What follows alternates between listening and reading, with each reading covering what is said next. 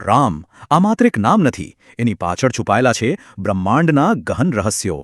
તો ચાલો આ એક જ નામમાં છુપાયેલા 4 ઊંડા રહસ્યોને સમજીએ.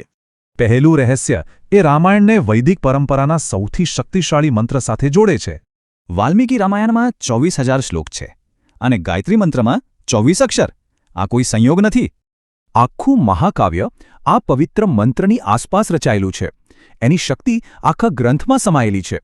હવે જોઈએ કે રામ નામ કેવી રીતે દ્રશ્ય અને અદૃશ્ય, સાકાર અને નિરાકારને જોડે છે.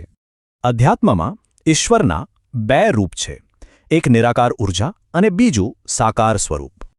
અને રામ નામ આ બંને વાસ્તવિકતાઓને જોડતો એક સેતુ, એક સાક્ષી માનવામાં આવે છે. એટલે મુદ્દાની વાત એ છે કે આ નામ અનંતને આપણા મન માટે સુલભ બનાવે છે. આગળ વધીએ.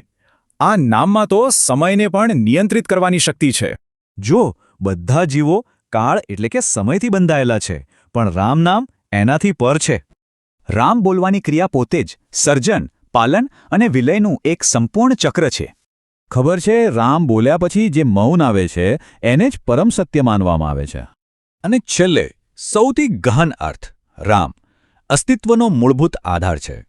એક પૈડાનો વિચાર કરો. એનું કેન્દ્ર સ્થિર છે, પણ આખું પૈડું એની આસપાસ ફરે છે. આ કોન્સેપ્ટને બહુ સરસ રીતે સમજાવે છે. સ્થિર આધાર વગર ગતિ કે લય શક્ય જ નથી. એટલા માટે રામ એ આધાર છે જેના પર બાકી બધું જ ટકેલું છે. તો અંતે એક વિચાર આવે છે. કદાચ આપણી શોધ એ સ્થિરતામાં જ પૂર્ણ થાય છે જે રામ નામ દર્શાવે છે.